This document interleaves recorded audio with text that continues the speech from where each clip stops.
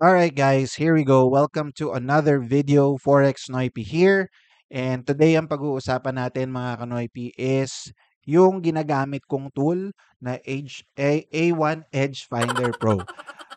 Dito sa tool na to, kakabili ko lang nito last week. Tapos binabacktest ko siya. So gusto kong ipakita sa inyo yung current results ko when I started backtesting this tool.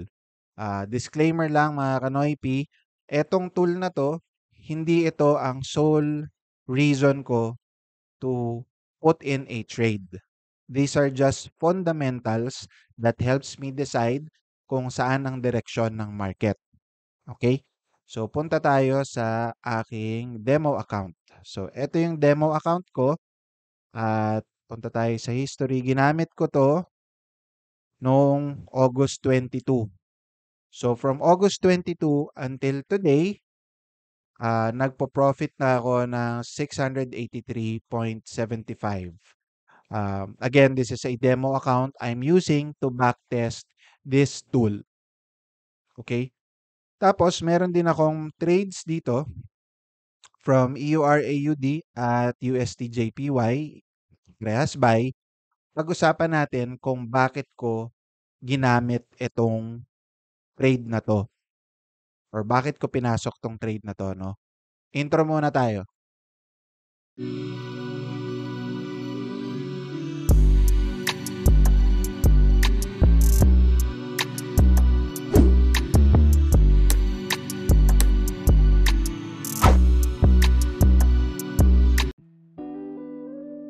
Alright guys, if you're liking the video, please help mo naman yung channel, hit subscribe, tapos comment down below, and then hit like as well para naman matulungan natin yung channel natin, no? So, nandito tayo sa trade ko na pinasok, again sa demo account lang, backtesting the tool, na USD JPY. Okay? So, nag-enter ako ng trade dito sa 146.400. Bakit ko in-enter dito yung trade? Una, pumunta muna ako sa market scanner natin which is the A1 Edge Finder Pro. Tapos pumunta ako sa USD JPY at kita ko dito na bullish yung bias ng currency pair. At kita ko rin dito yung dahilan kung bakit bullish yung bias niya dahil USD is 55.45% long. At kita ko rin yung retail sentiment dito. Okay? Most importantly, yung economic data summary na makikita ko dito that the GDP growth of USD is far higher than JPY. This gives us more edge in terms of knowing that the US market is stronger than the Japan market. Okay? So, pag bumalik tayo sa charts, bakit ko ba pinili na dito pumasok? Okay? So, una kong ginawa is minarkahan ko yung mga resistance levels. Kasi kanina nakita ko na pababa yung candle. So, I thought na baka babounce lang to at magre-retrace. So, minarkahan ko to. Nakita ko siya, isa siyang resistance. At nakita ko to, previous support. So, nung nakita ko yan, I went ahead and check for others and I saw there's one more in here na super strong nitong level na to, at least in my opinion dahil na-testing na siya ng maraming beses at I decided to take the trade long. Lastly, nag-Fibonacci retracement ako. So my Fibonacci was from this level going up to the recent high. Tapos, nakita ko na pumapasok siya sa zone ng 0382. Right here. Yan. So, nung nakita ko na pumapasok na siya dun sa zone na yon, I figured that I should take this trade. So, pinasok ko siya dun and right now, if I look at my USD JPY, I'm in profit for 12.91. Okay?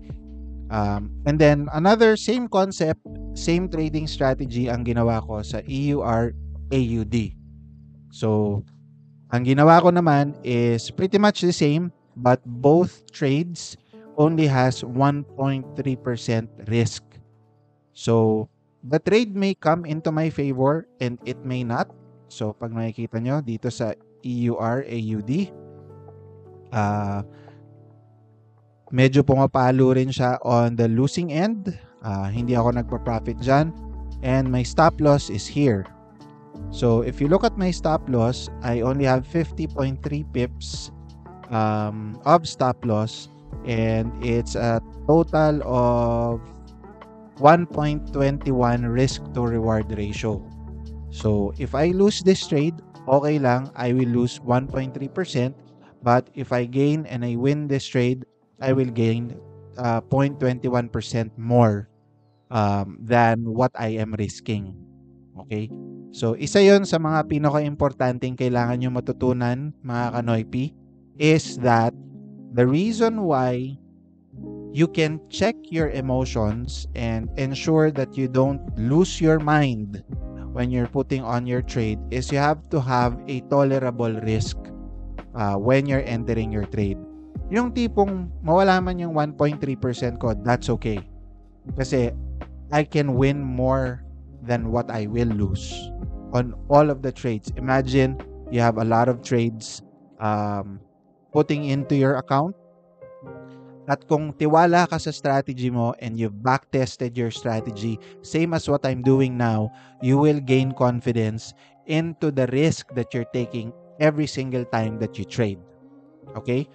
Sana makatulong yon mga Kanoypi. If you think that this video is educational and you think that you are learning from it, please hit subscribe, comment down below, tsaka paki-like na rin mga Kanoypi. Alright? Till my next video, para i-update ko kayo dito. Bye!